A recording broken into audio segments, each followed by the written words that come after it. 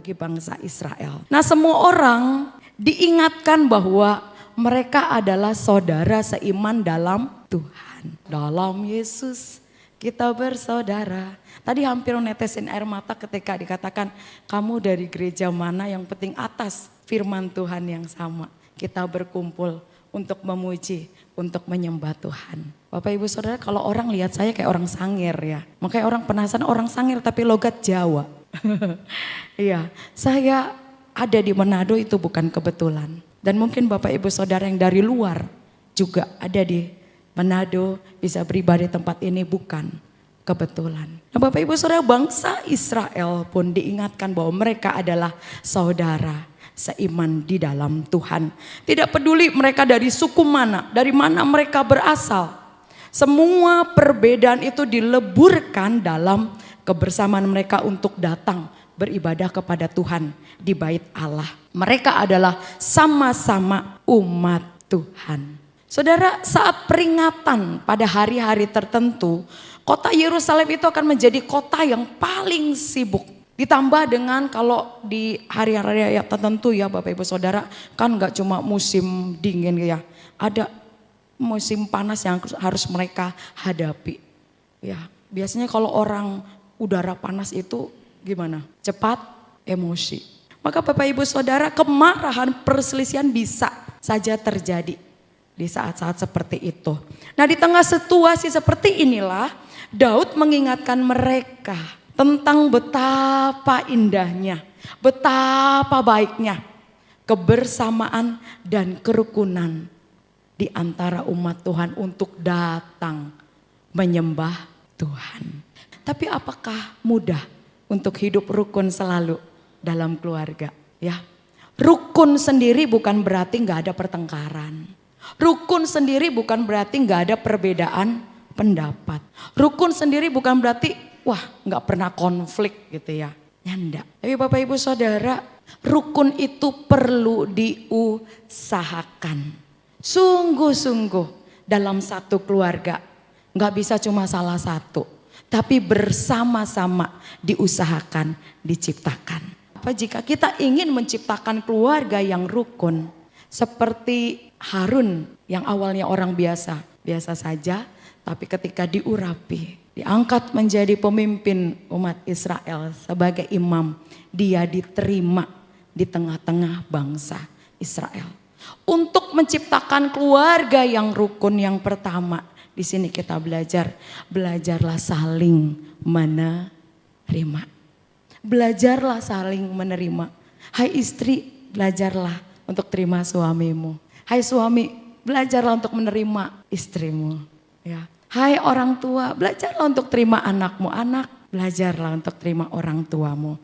Nah, Bapak Ibu Saudara yang dikasih oleh Tuhan, Roma 15 ayat 7 mengatakan, terimalah satu akan yang lainnya sama seperti Kristus telah menerima kita untuk kemuliaan Allah. Tuhan menerima kita bukan karena kita baik. Tapi justru karena ketika kita berdosa dalam keadaan yang buruk dan dia mau datang untuk menyelamatkan kita. Dia mengasihi kita. Ada satu quotes yang bagus sekali mengatakan tidak ada keluarga yang sempurna. Ada perbedaan pendapat, ada pertengkaran, bahkan kadang saling tidak menyapa satu sama lain. Namun keluarga tetaplah keluarga. Selalu ada cinta yang hadir dalam keluarga. Ya saya sendiri biar sebagai hamba Tuhan kadang-kadang gak rukun sama suami.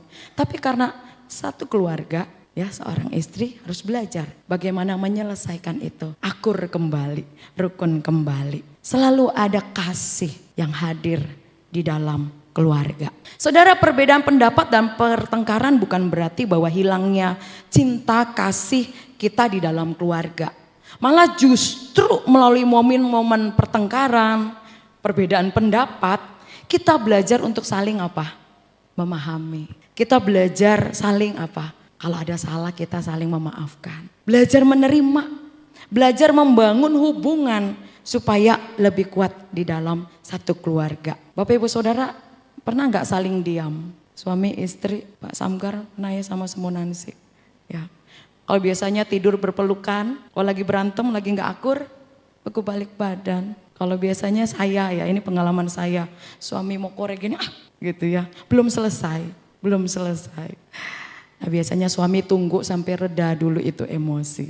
Nah, saudara yang dikasih oleh Tuhan, tapi justru bahwa saling diam, walaupun itu ada rasa sakit hati, kecewa, marah, namun hal itulah yang bisa memberikan kita kesempatan untuk introspeksi diri dan belajar menenangkan diri, ya. Self talking sama Tuhan, Tuhan kita ini ya dia ini nggak ngerti kita dan sebagainya. Tapi di dalam hati kita bilang kamu juga salah. Kalau kamu nggak cara menyampaikannya gitu nggak mungkin suamimu marah. Ya akhirnya yuk Kang Tuhan, ya udah kita selesaikan.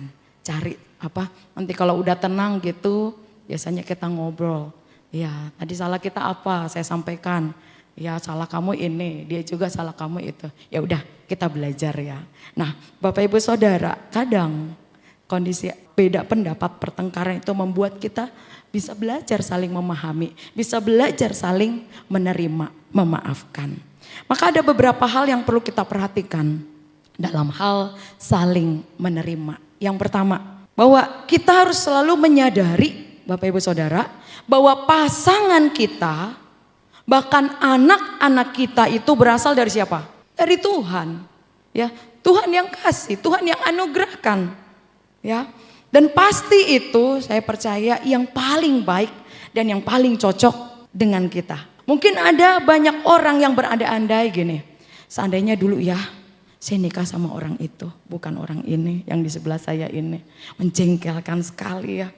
Aduh, coba gitu ya. Ya coba aja. Sama pasti. Ya sama pasti. Nah Bapak Ibu Saudara yang dikasih Tuhan belum tentu cocok ya. Belum tentu cocok.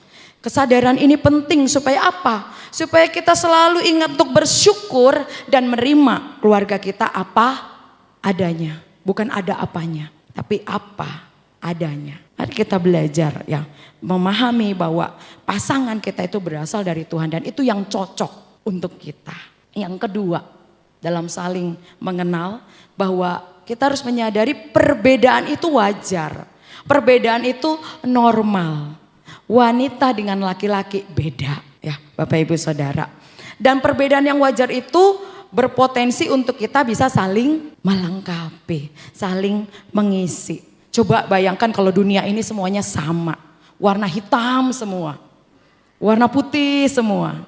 Ya, monoton, enggak menarik. Tapi dengan perbedaan membuat kita untuk belajar bisa saling menghargai, saling menerima. Bahkan perbedaan itu sendiri bisa kita nikmati karena perbedaan itu pada dasarnya indah. Yang ketiga Bapak Ibu Saudara, mari di dalam kita saling mengenal kita belajar memulai segala sesuatu dari siapa? Suami saya? Enggak, saya dulu.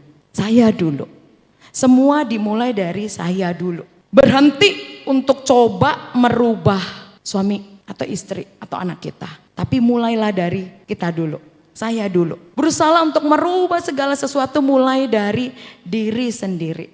Belajar untuk mempengaruhi anggota keluarga kita dengan hal-hal yang positif. Apa yang saya mau orang lain lakukan kepada saya, maka saya harus lakukan dulu. Nah itu 3 hal yang membuat kita belajar saling mengenal di dalam keluarga. Jadi kunci yang pertama untuk menciptakan kerukunan, walaupun saya tahu Bapak Ibu Saudara enggak mudah, tapi kita mau belajar sama-sama. Belajar mengenal anggota keluarga kita. Nah Bapak Ibu Saudara sebagai keluarga, saya tidak sempurna, suami saya tidak sempurna, anak saya tidak sempurna, orang tua saya tidak sempurna. Bahkan saya bisa melakukan kesalahan, suami saya juga bisa melakukan kesalahan. Bapak Ibu Saudara juga di dalam rumah tangga keluarga juga bisa salah dan tidak sempurna. Maka dari itu ketika kita melakukan kesalahan maka kita perlu belajar untuk apa? Untuk saling mengampuni. Banyak keluarga yang tidak mampu bertahan karena sulit untuk mengampuni. Karena memang mengampuni itu tidak gampang. Apalagi kalau udah sampai dalam sekali. Rasa tersakiti sekali. Maka tidak mudah untuk mengampuni. Maka Bapak Ibu Saudara kita mesti tunduk di hadapan Tuhan. Mesti belajar dari Tuhan kita. Bagaimana ketika dia di kayu salib menanggung dosa-dosa kita manusia yang berdosa. Tuhan itu luar biasa. Sekalipun orang tua membuang anaknya, tetapi Tuhan itu tidak pernah. Tuhan itu tidak pernah membuang anaknya. Ya. Kalau Tuhan saja mengampuni manusia yang berdosa, maka saya juga mau belajar mempraktekkannya. Pengampunan itu bukan perasaan. Mungkin masalah kita saat ini, kepahitan kita, kekecewaan kita, kemarahan kita kepada salah satu anggota keluarga kita membuat kita tidak bisa mengampuni. Tapi kalau melihat betapa peliknya, beratnya pergumulan Markus, mungkin tidak sebanding apa yang kita rasakan saat ini. Karena itu Bapak Ibu Saudara, mari kita belajar untuk menciptakan hidup rukun. Belajarlah untuk saling mengampuni. Karena disitulah bisa tercipta kerukunan.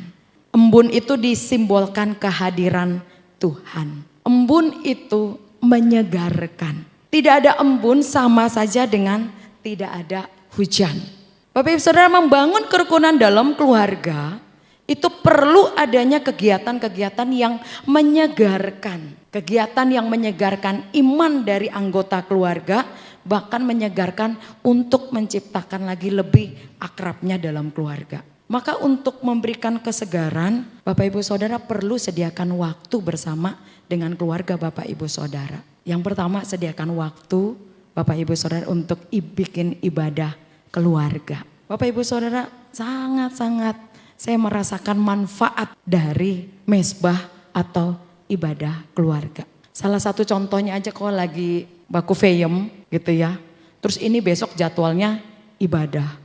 Itu hati langsung bergejolak, gak enak, gak nyaman ya. Duh, lagi jengkel-jengkel begini, marah-marah gini, besok mau ibadah bagaimana ya. Tapi sepanjang hari itu terus diingatkan, besok mau ibadah keluarga loh, mau ibadah keluarga loh. Ya akhirnya mau belajar untuk bisa mengampuni, ngajak ngobrol dulu. Udah tenang, udah beres, baru bisa besoknya lakukan ibadah.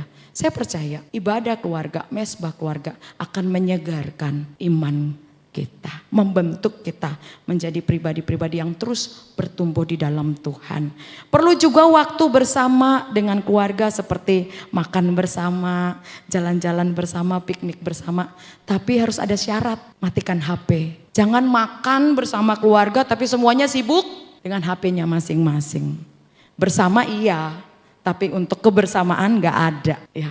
Piknik, ya akhirnya yang lain mojok di mana, yang lain di mana, yang lain di mana. Akhirnya nggak piknik sama-sama ya. Nah Bapak Ibu Saudara perlu penyegaran, saling menyegarkan secara iman ataupun kegiatan keakraban di dalam atau di tengah keluarga. Jadi Bapak Ibu Saudara dari bacaan ini, Mazmur 133 ini, untuk menciptakan kerukunan walaupun memang tidak mudah, butuh untuk diusahakan. Ya kita melihat saling menerima, saling mengampuni dan saling menyegarkan. Saudara, sudahkah kita memastikan apakah anggota keluarga kita semuanya sudah mengalami perjumpaan dengan Tuhan secara pribadi atau belum? Itu perlu kita perhatikan, perlu kita ingat-ingat. Suami saya, istri saya, orang tua saya, anak saya, keluarga besar saya, apakah mereka sudah berjumpa dengan Tuhan secara pribadi atau belum? Saudara, perbedaan pendapat, pertengkaran, konflik itu akan tetap ada dalam keluarga. Jika keluarga sudah memiliki satu iman yang sama dalam Kristus, maka setiap percekcokan, pertengkaran, konflik, permasalahan dalam keluarga akan selalu diusahakan untuk diselesaikan. Maka Bapak Ibu Saudara, berkat-berkat Tuhan akan kita alami. Bukan secara fisik atau secara materi, tapi secara rohani. Diberkati, ada sukacita, ada damai sejahtera, ada kasih, ada saling mengenal, saling memaafkan. Nah Bapak Ibu Saudara yang dikasih Tuhan, berkat yang keluarga kita terima dari Tuhan, berkat itu juga Allah ingin kita bagikan kepada yang lain. Karena kita rindu dari keluarga kita juga orang boleh mengenal Tuhan. Boleh penasaran, apa keluarganya kompak ya. Baik ketika dalam rumah, Iya sama, biasanya kan orang kalau dari gereja aja oke-oke ya kelihatannya wah mesra gitu ya, wah baik gitu ya. Tapi dalam rumah bagaimana? Bapak Ibu Saudara, sekali lagi kerukunan itu tidak mudah. Menciptakan kerukunan dalam keluarga, apalagi kalau sampai sekarang ini kita ada kepahitan ya, ada kemarahan yang kita pendam. Itu harus selesaikan dulu. Diselesaikannya kepada siapa? Kepada Tuhan. Baru kita mulai dari diri kita untuk menciptakan kerukunan, karena kerukunan itu perlu diusahakan.